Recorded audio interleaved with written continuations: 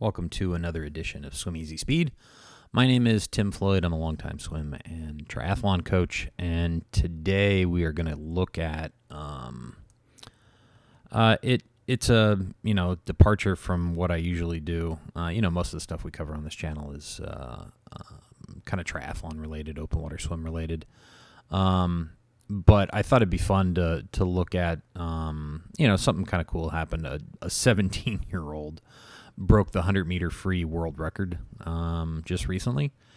And he's the youngest ever to hold that world record, the 100-meter free world record, and beat a record that was 13 years old and done formerly by a guy that had a tech suit on. So, I thought we'd go over it, and we can kind of look at what he did, how he did it, and why he's fast. And you guys can see, a little bit more of how all this works and what you might want to focus on in your own swimming to kind of get some efficiency. So here we go. He's actually right in this lane in the white cap right here. So what we'll do is we'll just start the video, and then I'm going to start breaking it down as he goes. So, all right, so the first thing that we want to look at is we're about to start. So we got the guy next to him hasn't been called down yet. But the first thing you want to look at is, so the other guy just got called down, so they're about to go. You can see how he's a little bit more collapsed than everybody else. So you can see his kind of butt's a little bit lower. This is a little bit higher, definitely higher. And, part of that might be is his hamstrings are a little tight. So, it's definitely an area that he can improve on. And you'll see in when we kind of look at when they break out and they're at about the 15-meter mark, how that impacts his start. Okay, so we'll forward a little bit. So here we go. So here they are, underwater dolphin kick, tight streamline. So you can see right here, he's already,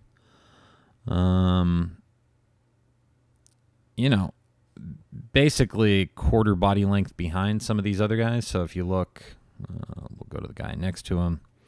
So we'll just go kind of head to head. So you can see already how far behind he is. And that's not even to the 15-meter mark. So if we go to the 15-meter mark, here's kind of the first place guy, it looks like, over in lane over here. He's pretty far back already at the start. Now, the one thing that he does well is he was pretty, his tempo was 1.25. So what do I mean by that when I say tempo was 1.25? So if we look at, I'll put it on slow-mo real quick.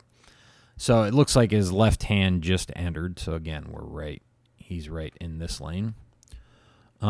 If I was to start the stopwatch right there, oops, we'll back it up.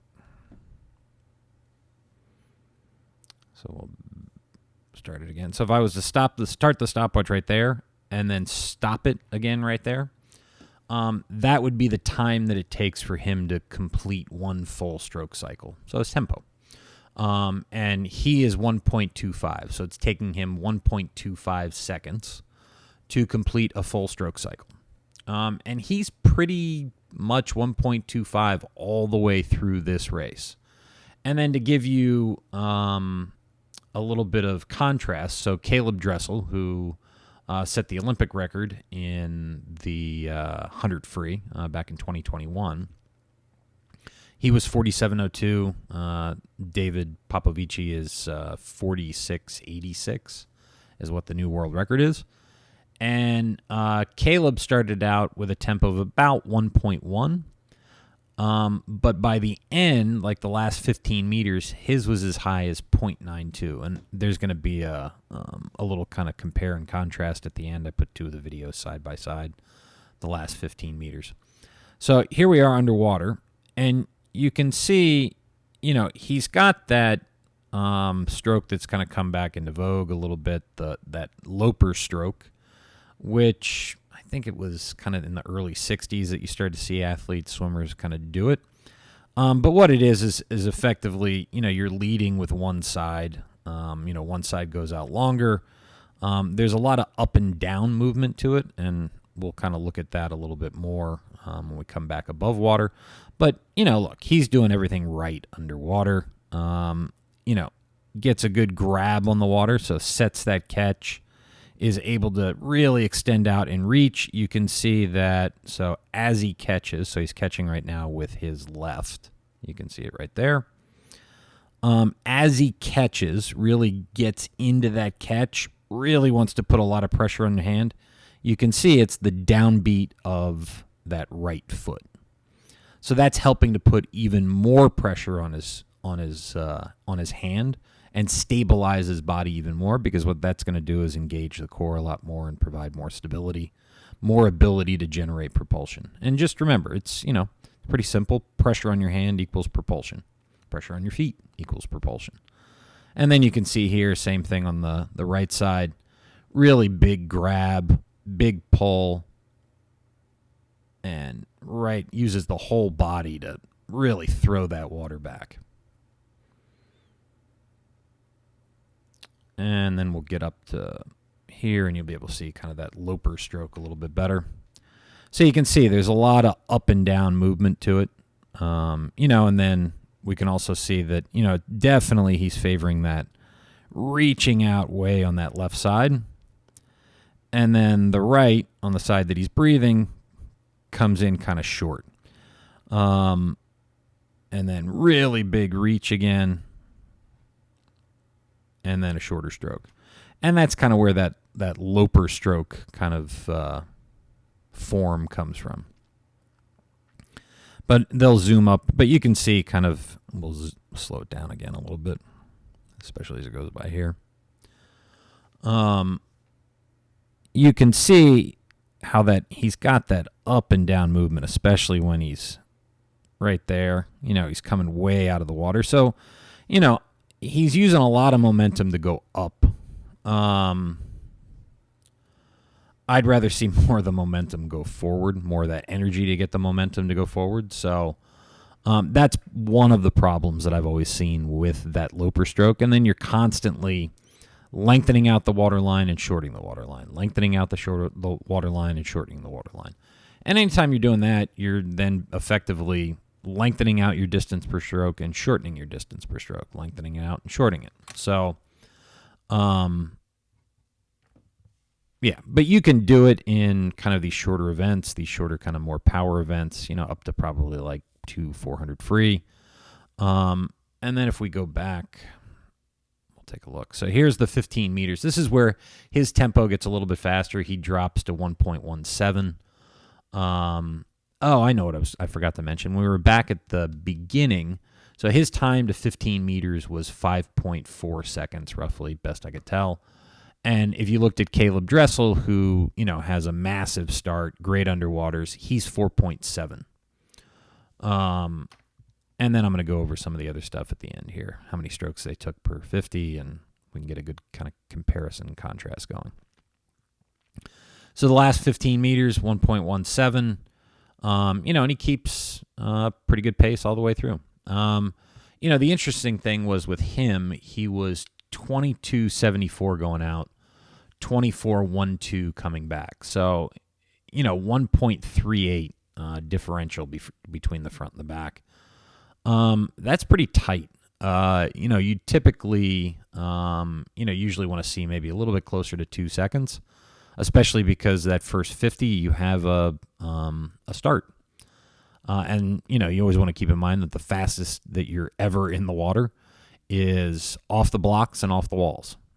Everything else is in between is you're dealing with a lot of drag. And, off the blocks, off the walls.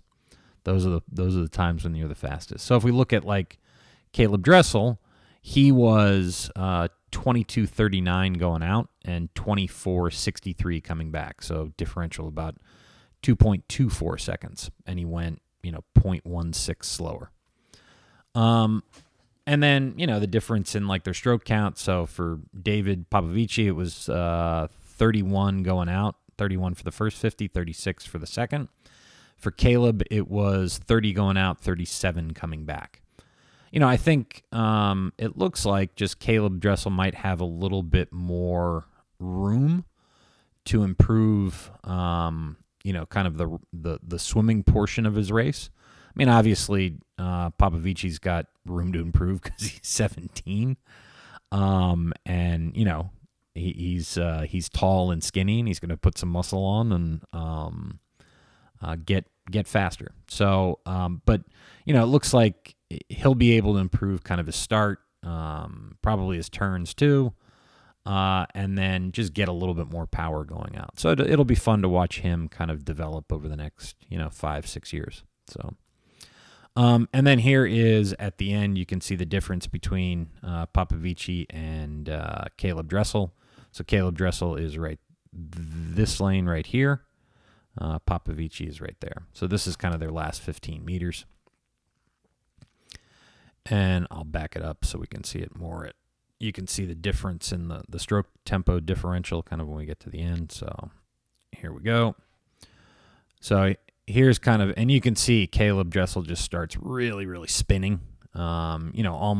He's basically at a little bit slower than what he goes for 50 free. But yeah, I mean, those were some of the big differences. I didn't see the reaction times off the blocks. But obviously Popovici has a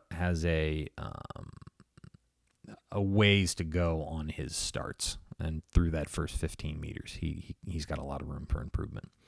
So, that's kind of the basic analysis right there of his world record split, world record 100-meter free, and he'll be fun to watch over the next couple of years as he keeps on pushing the sport of swimming forward, making these kids faster and faster.